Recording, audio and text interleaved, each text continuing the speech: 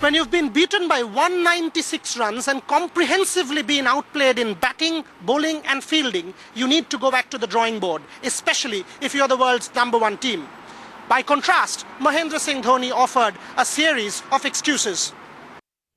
The world will have to do plenty of homework before second test starts. All that had to go wrong went wrong, says Mahendra Singh Dhoni.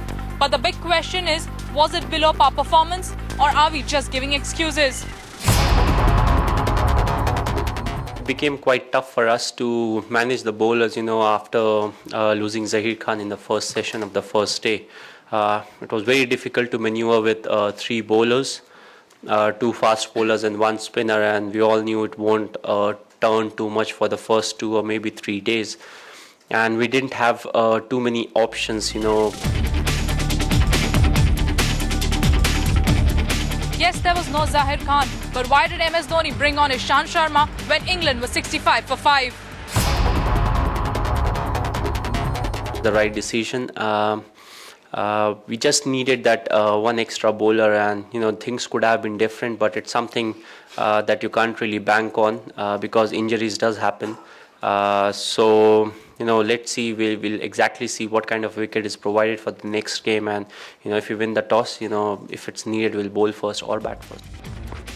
That's close. That is close. Yes, Sachin Tendulkar was not match fit, but one wonders why did VVS Lakshman and Rahul Dravid get out to uncharacteristic shots that were described by David Garr as garbage shots.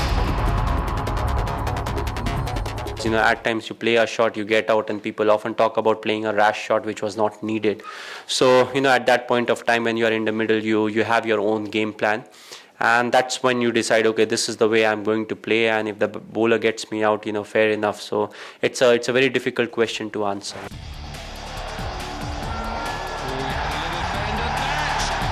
Given India's history in the recent times, MS Dhoni can get away with excuses for the first time.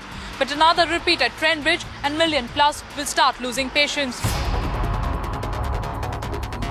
It was tough for the batsmen in the sense, most of the batsmen were batting at different slots, which they are not used to. Rahul did opening, Sachin batted at a different number, Gautam at a different number. So I think that also added pressure. I felt, most of the things that could have gone wrong in the game, really went wrong. That's got to be. It sure is.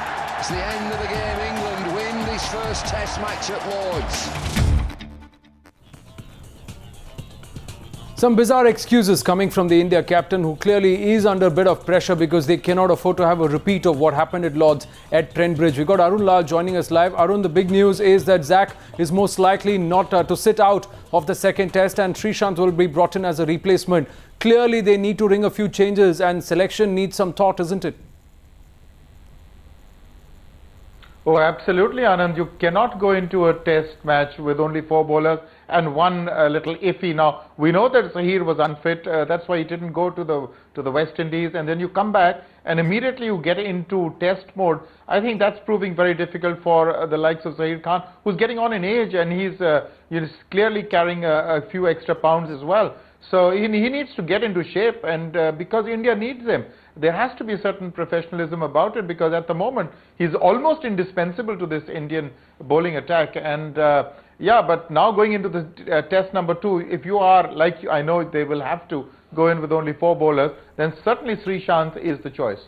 Srishant is the choice, but then we saw the fact that India lacked a left-arm spinner, especially against that middle order of the England batting, which seems to be a little vulnerable to left-arm spin. We've seen that in the past. Kevin Peterson first up there. Do you think that merits a chance, or a think about Yuvraj Singh getting back into the playing 11? Listen, you definitely want Yuvraj Singh in there in the mix, because like you said, he can bring in at least 10-12 overs of left-arm spin, maybe take a couple of wickets, but in whose place can you get him in? Suresh Raina is doing a fantastic job. He's got 50+ scores in the last 4 tests. So either you get Yuvraj in for Lakshman, but that's not going to happen. So it's very, very difficult situation for India. They are lacking a quality all-rounder, and that will always going to be hurting them. And they've got to get in 4 very fit and very aggressive bowlers. And at the moment, Harbhajan is definitely below par. There's no doubt about it in my mind that he's not the bowler that he used to be. And now it's up to Harbhajan. You know, he's such a champion. This is the kind of stage where he really needs to step up and really like take the bull by its horns and come out with a match-winning spell.